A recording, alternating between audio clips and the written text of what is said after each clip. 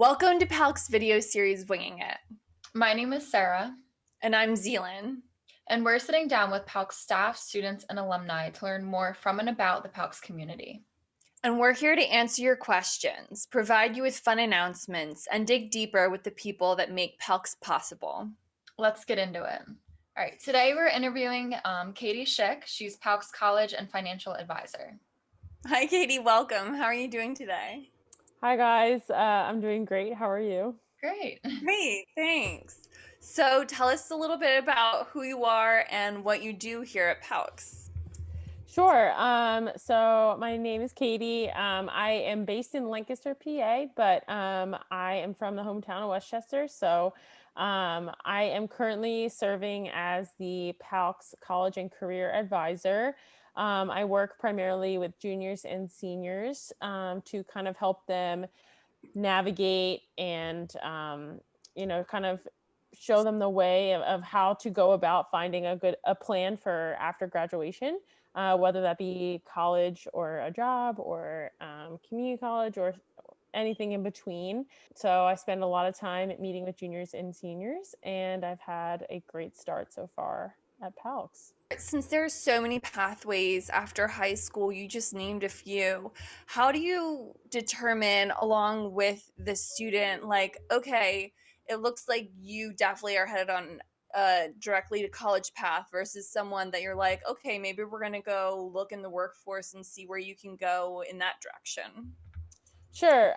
So it's hard because when you're 16, 17, 18, I always say there's no way to know what you want to be when you grow up. Sometimes I joke that I still don't. So I normally encourage them to give themselves a lot of options to open all the doors that they can until the end of their senior year. So the deposits are due for college May 1st. So I normally talk to them about what their career goals are. And if they don't know, I talk about what their interests are.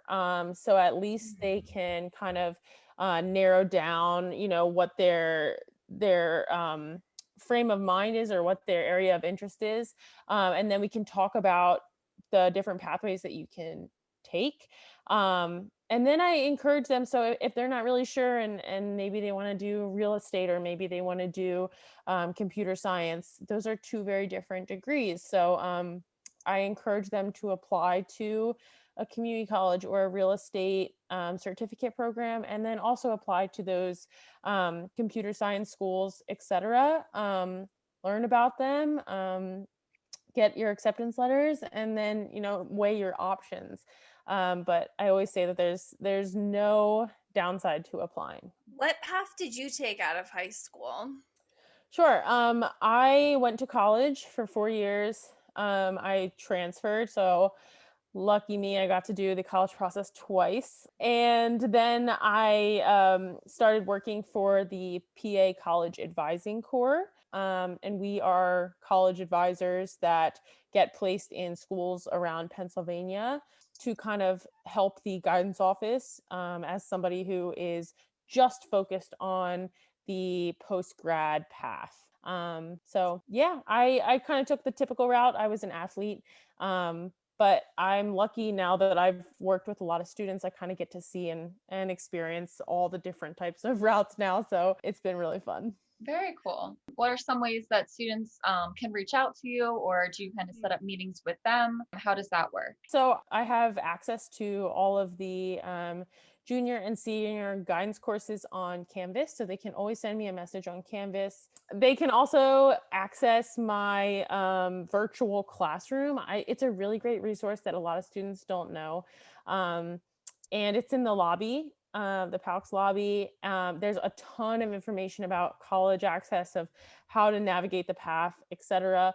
And my email's there. They can always email me. And then I also have a Calendly, which is posted on the lobby as well, where they can sign up for a meeting with me. So you said you took kind of a classic route. You said you were an athlete. Did you leave high school thinking that you were going to be pursuing a career in athleticism? That's a great question. I chose my university. I attended Loyola University in Baltimore, Maryland. I chose that university because I was recruited. They're a Division I school. I thought it was cool. I was a swimmer, so I wanted to go swim D1, and I took a lot of pride in that. And at the time, I was interested in biology, so they had my major. I was being recruited Division I. Like, I was sold on the spot. And what I quickly learned was that looking at a school or looking at an opportunity just on paper, and kind of assessing it that way truly isn't the way to necessarily go about college. And I didn't know that as like a 17, 18-year-old. I really failed to look at what would make me happy. And as much as parents may or may not want to hear it, it is not all school. So like, there's a lot of other aspects that really, really impact a student's time at wherever they're going. So for me, I personally, I definitely think I had a little shock from high school. I was a little sheltered, but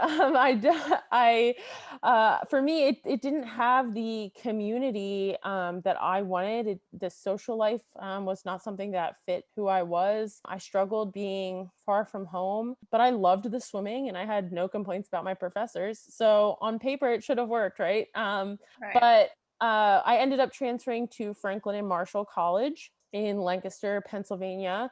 It is a D3 swim program, so that is something that I did kind of have to think about, but it was easy decision for me. In the end, the community aspect of Franklin and Marshall and the more one-on-one time, the smaller school, you could kind of recognize everybody there. That was something that I really valued, and that was like an environment that I knew that I thrived in. And that's something that I should have taken into account. I learned, and that's okay. So yeah.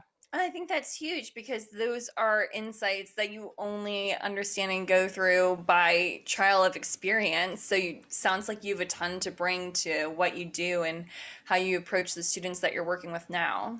Absolutely. And I don't look back at all and think that I sacrificed part of an athletic career that I could have had. I found new hobbies. I did swim on the swim team at F&M for a couple of years, and life kind of goes on, and you realize that at the end of the day, you really have to be happy in order to thrive in all the other areas of your life. And so I just needed that change. So, Katie, what, aside from swimming, what are some of your other hobbies that you do outside of work? One of the things that I picked up at F&M, and something that I've always wanted to do is I race Ironman triathlon. So I swam at F&M for 2 years, and then I actually didn't swim my senior year, and I did Ironman triathlon. So I bought a bike and joined the cycling club and tried to weasel my way through my first half Ironman. That's so crazy. Yeah. So it's swimming, running, and biking, right? Yes, swim, bike, run. How long is each leg of it? The full Ironman, I've done 3. And now I actually met my fiance on a bike ride. And long story short, he was a professional athlete at the time. He's now a coach of a large group in Lancaster that I'm a part of. So it's very much a part of my life now. But the full Ironman is 2.4 swim, 112-mile bike, and then a marathon, 20. Wow. 6.2. I'm exhausted just thinking about it. I can't wrap my head around that. So I spend a lot of time outside of school. My friends are triathletes, and I like to train and be outside. So That's awesome. incredible. So obviously you were a swimmer already, so you could easily bring that to the table. But what next did you really have to focus on working on? Did you also run as part of your training for swimming? And so that was also easy. Was biking something you had already done, or did you have to pick those up? I definitely had to pick them up. Biking was very difficult for me to pick up. There's some people I see that pick it up very naturally. That was not me. I could barely do like 10 miles when I met my fiance. I was like crying in the saddle. But yeah, but I learned to like it a lot. Running was something I was pretty good at as like a kid. I was always pretty athletic, but as I started to commit more time to swimming, I didn't run as much because I was swimming a lot. So that's something that I've definitely had to continue to develop. I'm still pretty new to the sport. So yeah, it's fun because I'm doing 3 sports. So like an even spread across the week or whatever. So it's nice. I don't really burn out as easily of one sport. Yeah. My head is spinning thinking about that still. I ran 5 miles the other day and I was like, I'm the queen of the world. Well, thank you so much for taking time with us, Katie, and thank you for letting us know a little bit more about what you do and a little bit more about where you came from. I think it's going to give students a really great launching point and more incentive to come to you, talk to you, get some guidance. You've got a lot to share. Oh, thank you guys. It's been a pleasure to talk. And yeah, I'm happy to talk about bikes and running. So if kids want to do that or college access or both. So Great. Well, thank you so much. Of course. Bye. Sounds good. Holy moly. She's incredible. She's very well informed, and I think she's got all the experience to bring to the table, and she's very approachable and friendly, and I think that students will respond really well to that. Yeah, that was so much fun talking to her, and she definitely has all the resources, so I think definitely more students should reach out to her and get her help and advice. 100%. Thanks for watching Winging It. We'll see you next time. Bye.